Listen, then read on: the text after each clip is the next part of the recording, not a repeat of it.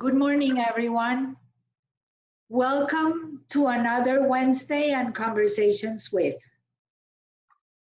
Today we have the pleasure of welcoming Andre Roitman from Hatzalah South Florida.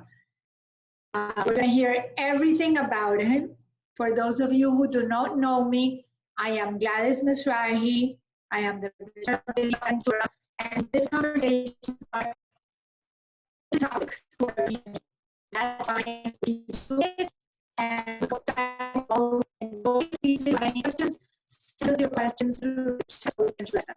So welcome everyone. Andre, welcome. It's a pleasure having you here.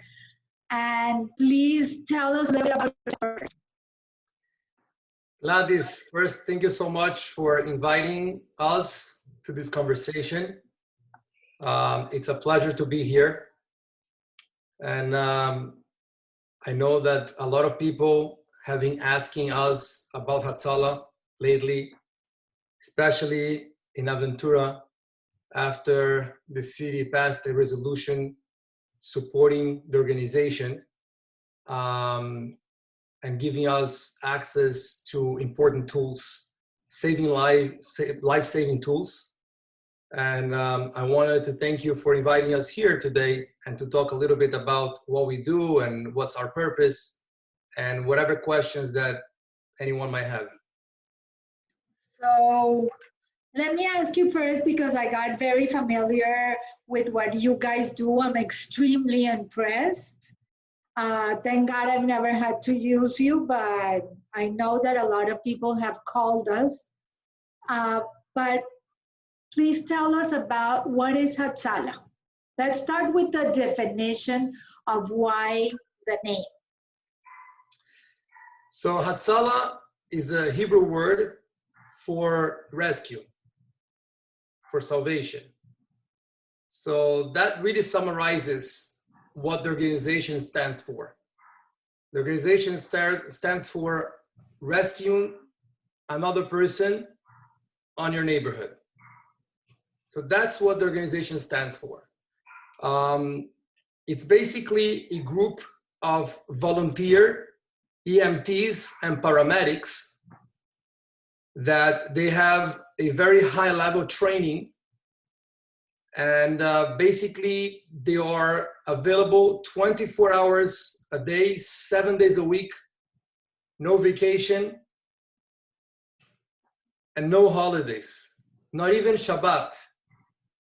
And those volunteers, they're always available to run and stop whatever they're doing to go help a fellow neighbor. So guide me through the process on how people become your volunteers, on how they get involved. So basically, I can tell you even from my personal story, about 7 years ago, Hatzalah South Florida started taking calls 10 years ago, 10 and a half years ago. And we just found out now. And basically, we've taken in South Florida, mainly in Miami-Dade. That's where we started the operations. Actually, the first city that we started to respond was Aventura. That was the first city that we started having EMTs respond. 10 years ago. 10 years ago. Wow. And we extended to Highland Lakes, Surfside, Miami Beach, Bal Harbor, and North Miami Beach. And basically, they started about 10 and a half years ago with a CPR class. I joined that first class of CPR. And then from that group, some people decided to continue becoming an EMT. At that time, I looked at the class and I didn't think it was for me. It was too much.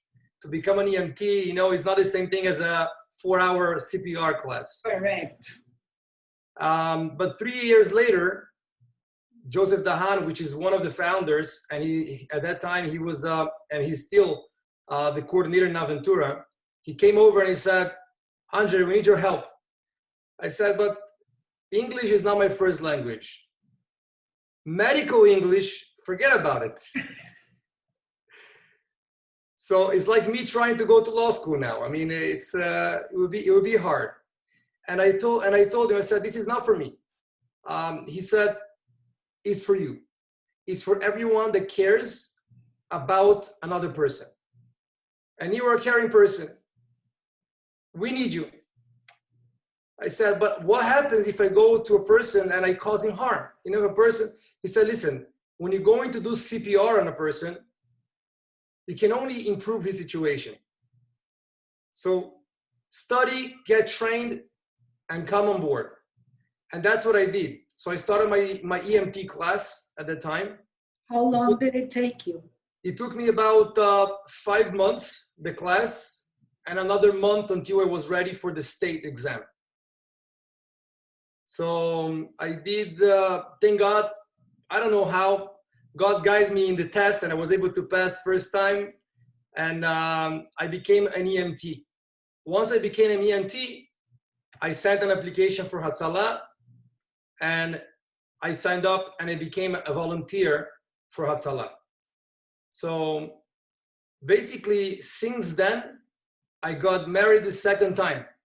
I was married to my wife already 18 years ago, and then I married to a radio that I carry it everywhere I go, no matter where we are, no matter what day of the week. We carry a two-way radio, and somebody has an emergency, they call a dispatch center. And from that number, the dispatcher will make the first screening to understand what the emergency is, and immediately he's going to put out a tone to the radio. So once we have a tone on the radio, our lives completely stop. So I always imagine you are about to light the fire for a barbecue and the radio goes off, the barbecue is going to have to wait. And I always make a joke that if I want to have a Hatzalah call, all I have to do is to light my barbecue. Every time I light my barbecue, the radio goes off. Get the call. But who decides who goes and who doesn't? Or do all of the volunteers respond? So on the radios, we have specific channels for neighborhoods. So when there's a call in Aventura, everyone that is in Aventura at that moment will hear the call. Okay. And they will say the address. So let's say they say there's a call, God forbid, in Safra Synagogue, for example. So anyone that is closer to Safra Synagogue will respond. So hopefully we'll have people within 2 to 3 minutes from the synagogue and we'll be able to respond. And the idea is even to have people already in the synagogue. So which has happened many times, that we have responders in different synagogues around the area. They happen to be praying and there is a call there. They're right there within the second. So the idea is to have as many responders as possible in a specific area, so we can try to cut the response time from the time an emergency happens to when actually a professional, somebody that is trained to deal with the situation, is on scene. So 7 years ago, I started to respond to Aventura. At that time, for many months, I was the only responder in Aventura during daytime. So imagine what like. That was a very, very hard time about 7 years ago. Thank God, we have grew significantly our membership, the members, the volunteers that joined, the tremendous asset to the community. And today in Aventura alone, we have about 10 responders. And anyone that lives in Hollywood, that works in Aventura, or if they live in Surfside, they work in Aventura, they turn their channel to Aventura. So if there's a call in Aventura, they can respond. But wait, so you have 10 responders in Aventura and you get a call. How do you decide who is the one that responds to that call? The first two responders Go. go. Okay. And usually we get two EMTs to respond to the call. And if the call requires a higher level of intervenence, so we will also dispatch another two paramedics on top of it, because they might be a little further out, so we'll dispatch the paramedics as well. So sometimes we might have four Aventura members in one single call, depending on what's going on. You get to a call, there is an emergency. Have the people that called you, have they called 911 or the police before or no? So on most emergencies, the patient will call 911 first, and then they will call Hatzalah. The whole idea is that if there is a member of Hatzalah next door to you, you want them to come to your house within a minute while we wait for 911 medics to arrive. So sometimes there's an immediate need for control situation, for stabilizing the patient. And that is the role of the Hatzalah member at that call. Sometimes we get on scene and we ask the patient and they didn't call 911. So we will advocate for the patient and call 911 for them. So we have already set a few lines that we don't necessarily have to call 911. So in Aventura, we have a specific number that our dispatcher will call 911 for the patient to assure that we have proper care. But I understand, for example, that in Aventura, you have an excellent relationship. I know, and our city manager learned about Hatzalah from New York. And at the beginning, he was telling me that he was a little apprehensive, but he got to see how you guys work. And now he's very happy. And I know there are police that you have the fire department. Is it the same positive response and the same relationship with them? Our relationship with them is amazing. Like everything else, is a learning curve in life. In the beginning, yes, when there is something new that you don't know, you get apprehensive, you get worried. But as time evolves, you get to learn what's behind the operation. And the truth is, we have an amazing relationship right now with police. Aventura Police, they're really amazing. And every time there's a call and they see Hatzalah member, because we have lights in our cars, so they see that we're going to a call, they will help us get there. They will give us support to be able to arrive earlier, quicker. When we are on call, they will assist with whatever is possible. We've had, unfortunately, situations we had to start CPR on scene, and we have two members of Hatzalah. One is controlling airway, which is basically very important on a CPR, and I'm doing CPR on my own. A police officer arrives, immediately we start rotating CPR until fire rescue arrives. During the winter time, that gets very busy, and fire rescue, sometimes they have to bring an ambulance from outside, not from the one we have by the mall. We have to bring a crew from Williams Island, from a different place. The CPR at that moment is crucial for life saving, for extending life. And the police officers on scene with us, it's huge. It's a teamwork. And when fire rescue arrives, we basically transfer care to the fire rescue. And we give them the report, we give them our vitals, and they will work with this. From then, we had an accident not long ago in the Biscayne Boulevard on 207, right here in Aventura. We had 4 members within a minute. Police was already there on scene. They closed scene, they opened up so the Hatzalah members could reach to the patient. So that's the kind of team effort we have. By the time fire rescue arrived, which was very quick response, they had a very quick response to that call.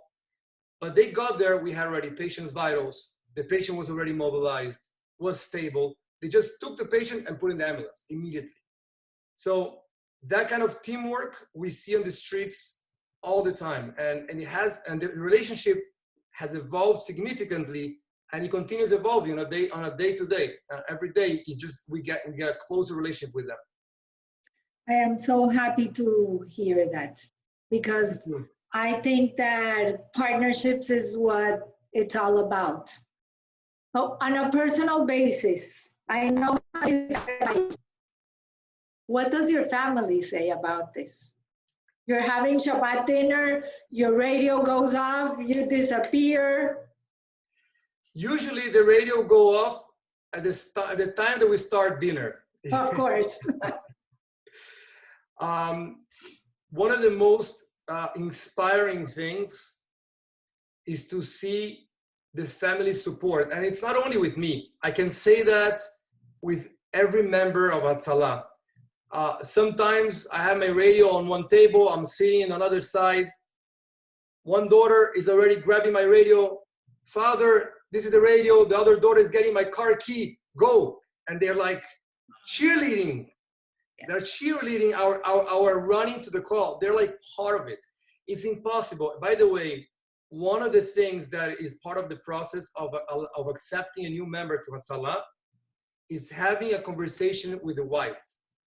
I remember a few months ago, we had a very good candidate to sign up as a member. We knew he was a good candidate. And one of our rabbis, we have an executive board of 5 rabbanim, 5 rabbis. So we present them every candidate, and one of the rabbis, he called and said, "Did you call the wife?" I said, "Rabbi, we know he's okay. Did you call the wife?" That it has to be part of the process. If the wife doesn't stand behind the volunteer, it would not work. It's a family commitment. Sometimes it happens that we could be in my own birthday in my house with 20, 30 people, and the birthday boy has to disappear for half an hour. So, do you have any women volunteers? So we do have women volunteers. Yes, we do have. I always say that every wife is actually the volunteer behind the responder. But we do have women we have a dispatch team. And we have women that can dispatch as well. And as I said, everything is an evolving situation. And right now we have a team of 3 new women that are training for dispatch as well. They're in the process of getting trained. Happy to hear that. Yes. I know. Gladys, you're welcome to join. Be careful with what you ask. I totally understand how you feel, because when I was little, my dad was a doctor, and when the phone rang, the only thing is I did go with him. That was like a long, long time ago. But let me ask you something. Sure. Can you talk to us about the legislature that the Governor DeSantis just signed? Yes, actually, that was a very exciting legislation.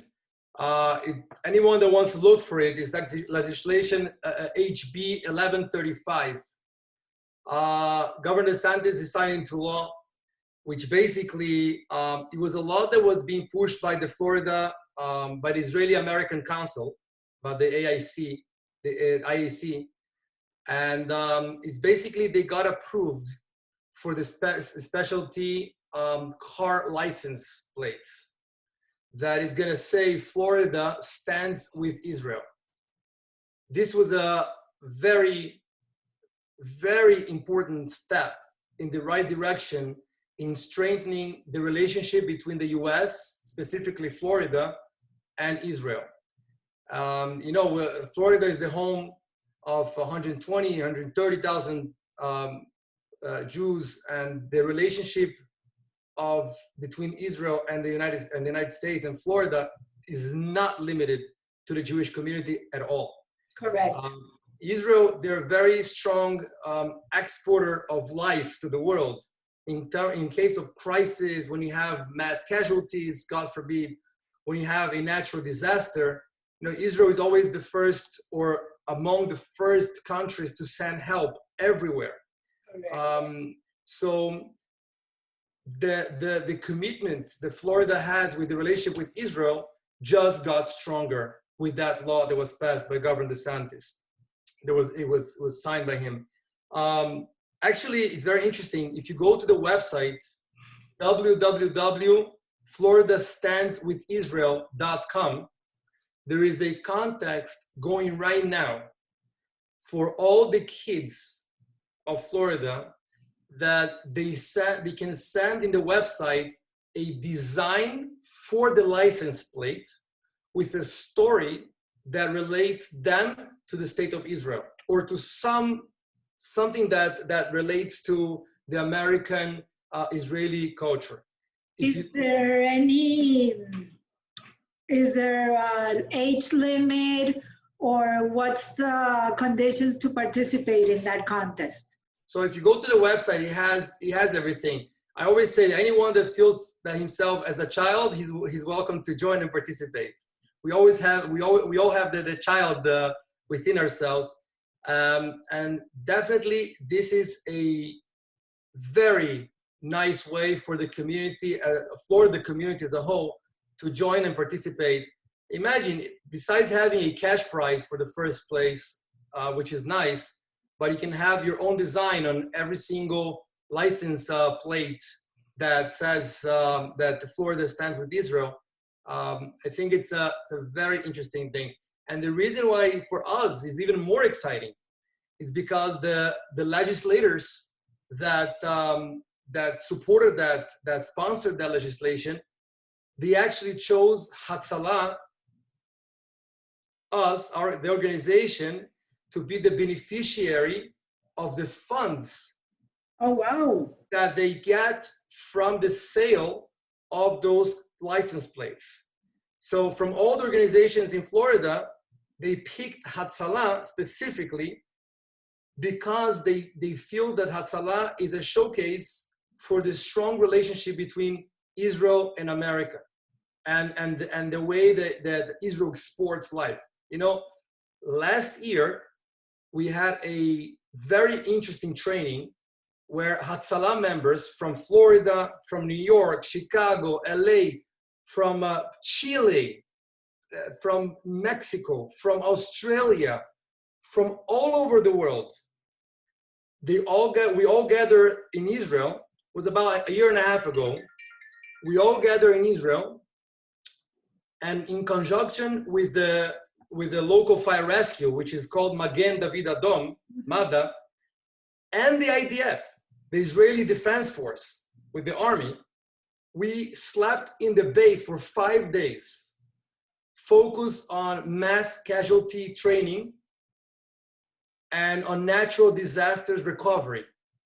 So it was the most amazing experience. We spent a week in Israel, 5 days in an Israeli base, in an army base in the south of Israel. So it was, we slept where the soldiers sleep. It was like a tremendous experience. So that kind of integration between the Israeli expertise in mass casualties and natural disasters and exporting that expertise to the world, this is part of what Hatzalah stands for. And we never asked for it. The legislators themselves saw in it, and they said, this is the right relationship we want to have. And we're so proud to be part of it. And the community, in the end of the day, is who gains the most, who benefits the most. Okay, I have another question. You forgot the most important part of it. You're all volunteers. There is no cost to the community. If you go to somebody and save their life, there is no cost involved. So how can the community help you guys? That's definitely a very important part of it. We are 100% volunteers. Many times we go to a call and the patient said, how much do I pay you? I said, there is no cost. I don't even accept donations when we go on a call because we don't want it to look like there is a payment for the service. This is not the idea. The idea is the patients will feel comfortable to call Hatzalah for help anytime they need. Money is not an issue. Now, definitely we're funded. Our funding comes from private donation, from private donors. The community can make donations. The community can help. We have people in the community that on their own, they start talking to their friends and asking their friends for financial support. This is an amazing thing. Another way to support the organization is what we've seen with you, Gladys. I mean, you brought Hatzalah to the city of Aventura, to the commissioners, to the mayor. The idea of creating a resolution to support Hatzalah and to give Hatzalah, to enable Hatzalah the tools that they might need to be able to save lives and continue to operate and improve the quality of their operations. That kind of support by the community going to the local commissioners, to the mayor, to the talking to even to the police chief, talking to whoever they have relationship with, and telling their experience with Hatzalah.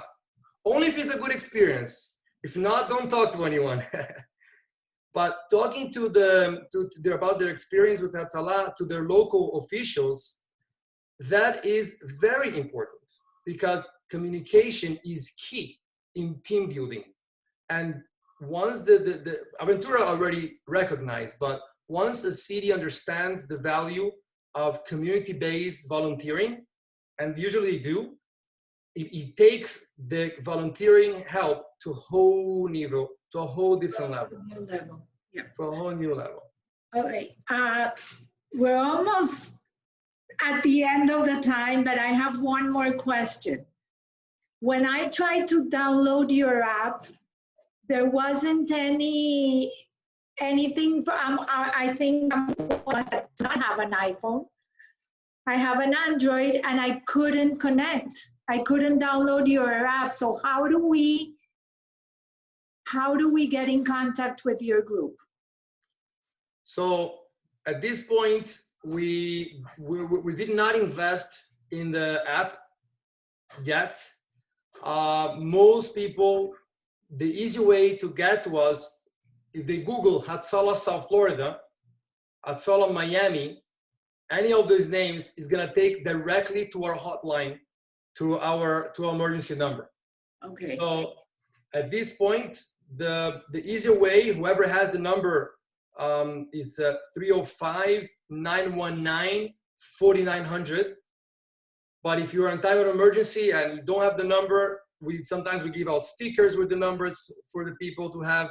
But if you don't have and you go Hatzalah Miami and Google, immediately you're gonna have the hotline, emergency hotline to call. So our next mission is to get to somebody to donate the app, so you can get the app done and everybody can download the app. Hopefully we don't need it, but that way we can help and give back. Thank you. So, that is a great idea. I have a question. I have a question from someone. Why did you join Hatzalah? That is a very good question. And I asked myself until today, how did I get into this? I've always been a person that I like to give back to the community. That's just my personal nature. Always been involved. I used to live, I come from Brazil. I left at a young age to study in Israel and the US. I lived in Maryland for a few years. I always participated in community efforts. When I moved to Florida, we started a community here in Aventura. I'm very committed to the community that I live. So for me, it was a huge challenge to become an EMT because I have nothing to do with the medical field. But I saw in it an opportunity to give back.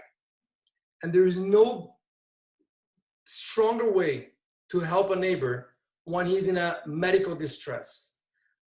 A person in medical distress, it doesn't matter who he is. You know, it could be a very high profile, important person. If a person can't breathe, he's nothing. And to be able to come on time and to be able to give the opportunity to extend life to somebody and to help him recover life or help him in any way, even just advocating. For me, that's a very, very valuable way to help the community. And it just brings so much fulfillment. I feel that I get a lot more for myself with the Hatzalah than I can give to the community, just with a sense of fulfillment and being able to give back to the community. I know, because giving back is priceless. And saving a life, it's even more. We have a saying in the Talmud that a person that saves a life is as if he saved the whole world. And the reason is one person can have 2, 3, 4, 5 kids. Those kids will have grandkids and great-grandkids. And all of a sudden, you have a whole world that came from that one person that you saved. So it's unlimited good that you can spread in the world when you save one life. And as I always say, the basis for Hatzalah is loving your friend, your fellow, as you love yourself. The same way I would love to have somebody help me in a medical distress within a second, within a minute, as quick as possible. I would love to be able to give that ability to everyone in the neighborhood, in the community, to be able to get the same level of attention that I would like for myself. Before you go, I wanted to ask you, what are the challenges that you have overcome with the pandemic? Because now you're in a very different situation than you were before. So you're even more putting your life at risk right now. 100%. COVID brought a whole new perspective into what Hatzalah means. And from the executive position, it puts on us, on our shoulders, the responsibility of protecting our volunteers. Correct. Also. So we want to help the member, we want to help our patient, we don't want to put our volunteers at risk. Listen, one of the first trainings that we got in becoming an EMT is you don't put your life at risk to save another person, because if you're not there, you're not going to do any good. Like in an airplane, you always put oxygen in yourself first, and then you put on everybody else around you. So COVID brought a whole new challenge for the organization. And I'm very, very happy to report that after so many months, we never stopped caring for the neighborhood.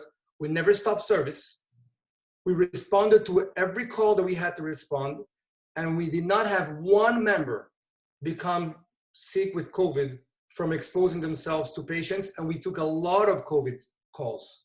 And the reason is the community helped us significantly in getting all the protective devices necessary, from cover-ups, face shields, masks. Now everybody has it, but there was a time, you remember, back in March and April, nobody had masks. It was very hard. And I had one family came in and donated 3,000 masks to Hatzalah at that time, so we can continue service. And people donated cover-ups, and people donated gloves, and people donated face shields, and it was so beautiful to see the community coming together to help Hatzalah, so Hatzalah can continue come together to help the community. It was a beautiful thing. So COVID brought the best in the community, in the communities. And that is not only in Aventura. It happened the same thing in North Miami Beach, in Bal Harbor, in Surfside, in Miami Beach. The people calling us saying, what do you need? It was such an amazing experience to see from our position, and you really brought the best in people. So COVID for me was an eye-opening to see the potential that we have, that how people were willing to help. Andre, with this, I really, really thank you. Thank you for opening the eyes on all that Hatzalah do and everything that you do for the community. And with that, thank you for bringing us to that opportunity to be able to expose in that detail. And you know that whatever you need, you can just pick up the phone and let me know and we'll make it happen. So I have a question before you go. So, Tammy, you want to unmute and ask the question? I actually didn't have a question. I just wanted to salute the work that Hatzalah does, as well as the City of Aventura, and it should be a continuing partnership in the future endeavors. Thank you. Thank you. And with that, I'm gonna say goodbye. Oh, I have another. Rabbi, you wanna unmute and speak? Yes, good morning, Commissioner Mizrahi, Andre, and the wonderful audience watching this eye-opening and magnificent presentation by Hatzalah via Andre Roitman. I'll be honest with you, I'm part of the Executive Rabbinical Board. I am a resident of the City of Aventura with the Sadfra Synagogue, as everybody knows. And I'm an eyewitness of the endless hours that they devote individually and collectively. This is besides the response times, constantly training, upgrading, recruiting, creating community awareness. And we are very thankful that Hatzalah is so successful, not only in South Florida, but actually in our beautiful city of Aventura. You know, one of the first questions I get when people move to Aventura is, do you have a Hatzalah chapter in your neighborhood? This is without exaggeration. And this is a credit to, obviously, to the beautiful city of Aventura that we love so much, and as well to the holy work that Hatzalah does on behalf of everyone who, God forbid, may have a medical need. So thank you. Thank you. Thank you. May you be blessed and successful in all your endeavors. Amen. Thank you, Rabbi. Amen. Of course, with pleasure. I thank everyone, Andre, especially you. I know that you just got back from vacation. I know that I bothered you a lot during your vacation, but now we get to enjoy the pleasure of finding out what you do. And it's a blessing. So with that, I'm ending this one. Please stay tuned for next Wednesday Conversations With at 11 a.m. Have a great day, and above all, stay safe. Thank you. Thank you.